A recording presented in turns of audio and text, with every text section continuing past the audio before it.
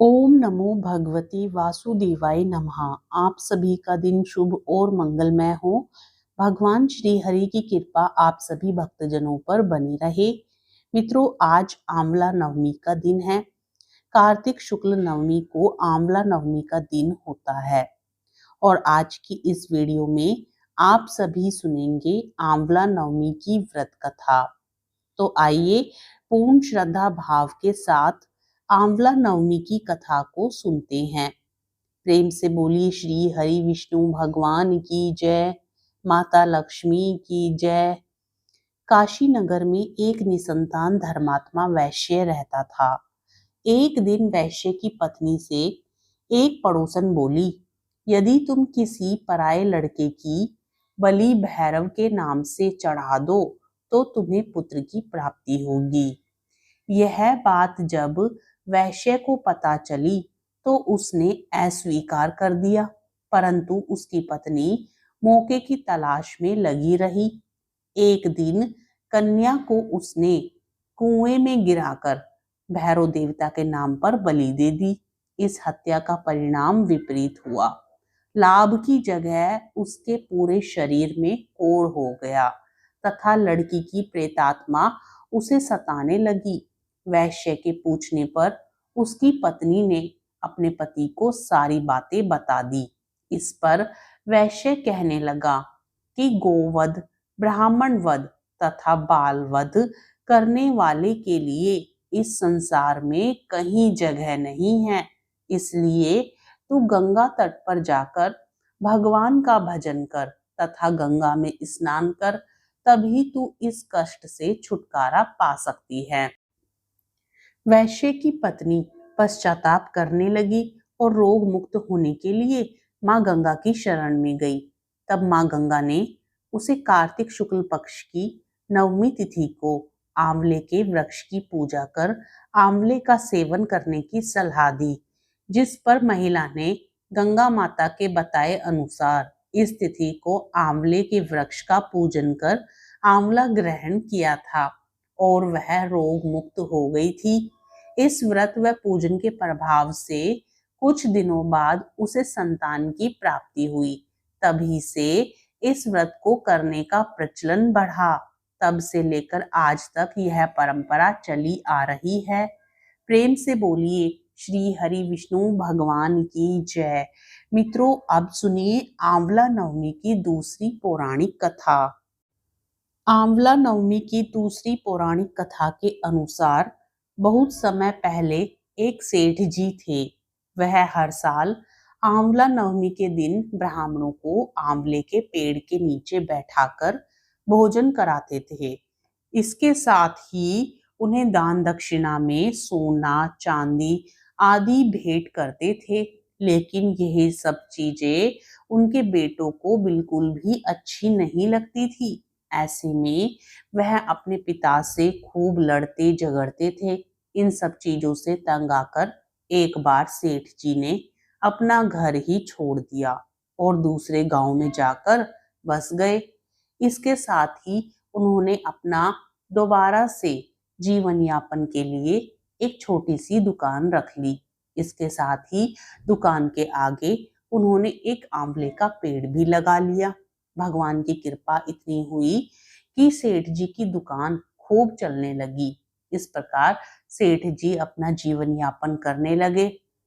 इसके साथ ही उसने अपने नियम को ना तोड़ते हुए हर साल आंवला नवमी के दिन सेठ जी विधि पूर्वक पूजा करने के साथ ही ब्राह्मणों को भोजन कराकर उन्हें दान देते थे।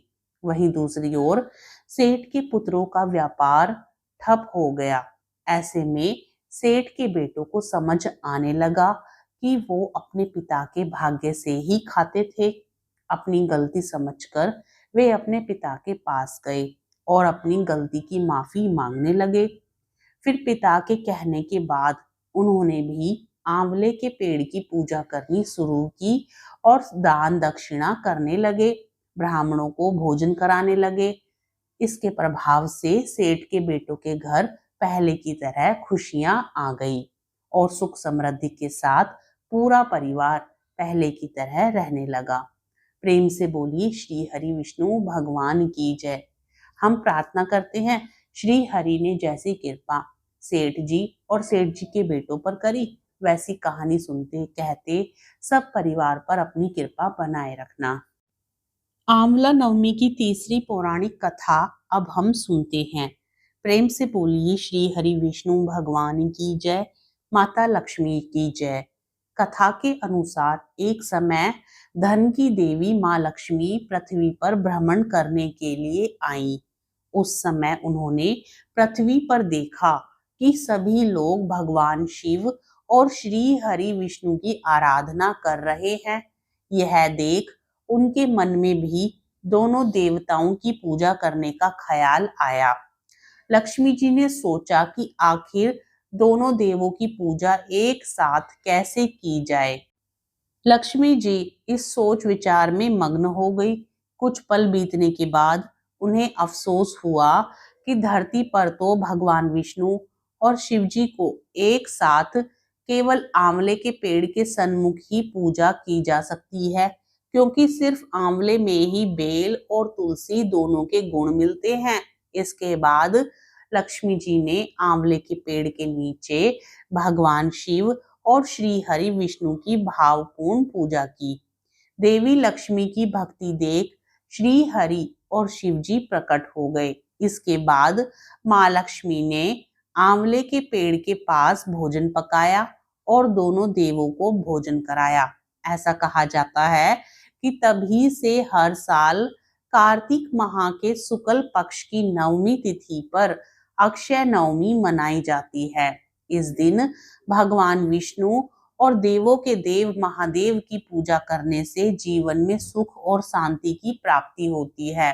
इसके साथ ही पूजा का दोगुना फल मिलता है। आंवला नवमी के दिन आंवले के पेड़ की पूजा करने से सुख संपत्ति और आरोग्यता की प्राप्ति होती है। साथ ही इस दिन किया जाने वाला जप तप और दान सभी पापों से मुक्ति दिलाता है। प्रेम से बोलिए श्री हरि विष्णु भगवान की जय।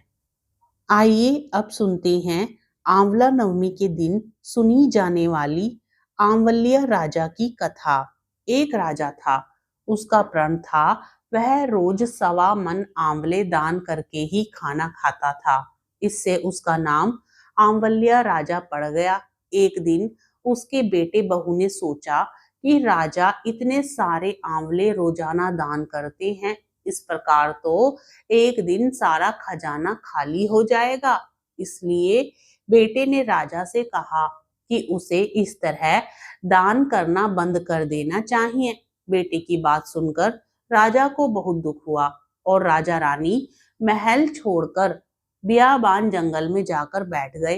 राजा रानी आंवला दान नहीं कर पाए और प्रण के कारण उन्होंने कुछ खाया भी नहीं। जब भूखे प्यासे 7 दिन हो गए, तब भगवान ने सोचा कि यदि मैंने इसका प्रण नहीं रखा और इसका सत नहीं रखा तो विश्वास चला जाएगा। इसलिए भगवान ने जंगल में ही महल राज्य और बाग बगीचे सब बना दिए और ढेरों आंवले के पेड़ लगा दिए। सुबह राजा रानी उठे तो देखा कि जंगल में उनके राज्य से भी दुगना राज्य बसा हुआ है। राजा रानी से कहने लगे, रानी देख, कहते हैं सत मत छोड़े सुरमा सत छोड़ियो, पत जाए सत की छोड़ी लक्ष्मी फेर मिलेगी आए। आओ नहा धोकर आंवले दान करें और भोजन करें। राजा रानी ने आंवला दान करके खाना खाया और खुशी खुशी जंगल में रहने लगे। उधर आंवला देवता का अपमान करने व माता पिता से बुरा व्यवहार करने के कारण बहू बेटे के बुरे दिन आ गए। राज्य दुश्मनों ने छीन लिया। दाने दाने को मोहताज हो गए और काम ढूंढते हुए अपने पिताजी के राज्य में आ पहुंचे। उनके हालात इतने बिगड़े हुए थे कि पिता ने उन्हें बिना पहचाने ही काम पर रख लिया। बेटे बहू सोच भी नहीं सकते थे कि उनके माता पिता इतने बड़े राज्य के मालिक भी हो सकते हैं। उन्होंने भी अपने माता पिता को नहीं पहचाना। एक दिन बहू ने सास के बाल गूंथते समय उसकी पीठ पर मस्सा देखा। उसे यह सोचकर रोना आने लगा कि ऐसा मस्सा मेरी सास के भी था। हमने ये सोचकर उन्हें आंवला दान करने से रोका था कि हमारा सारा धन नष्ट हो जाएगा। आज वे लोग न जाने कहाँ होंगे। यह सोचकर बहू को रोना आने लगा और आंसू टपक टपक कर सास की पीठ पर गिरने लगे। रानी ने तुरंत पलटकर देखा और पूछा कि तू क्यों रो रही है। उसने बताया कि आपकी पीठ जैसा मस्सा मेरी सास की पीठ पर भी था। हमने उन्हें आंवला दान करने से मना कर दिया था, इसलिए वे घर छोड़कर कहीं चले गए। तब रानी ने उन्हें पहचान लिया, सारा हाल पूछा और अपना हाल बताया। अपने बेटे बहू को समझाया कि दान करने से धन कम नहीं होता बल्कि बढ़ता है। बेटे बहू भी अब सुख से राजा रानी के साथ रहने लगे। हे भगवान, जैसा राजा रानी का सत रखा वैसा सबका सत रखना। कहानी कहते सुनते सारे परिवार को सुखी रखना। प्रेम से बोलिए श्री हरि विष्णु भगवान की जय, लक्ष्मी माता की जय। तो मित्रों, हम आशा करते हैं कि आपको आज की सभी कथाएं पसंद आई होंगी। कथाएं पसंद आए तो वीडियो को लाइक करके चैनल को भी जरूर सब्सक्राइब कर लें, ताकि इस प्रकार की कथाएं आप रोजाना सुन सकें और साथ ही अपने मित्र गणों में भी शेयर करें।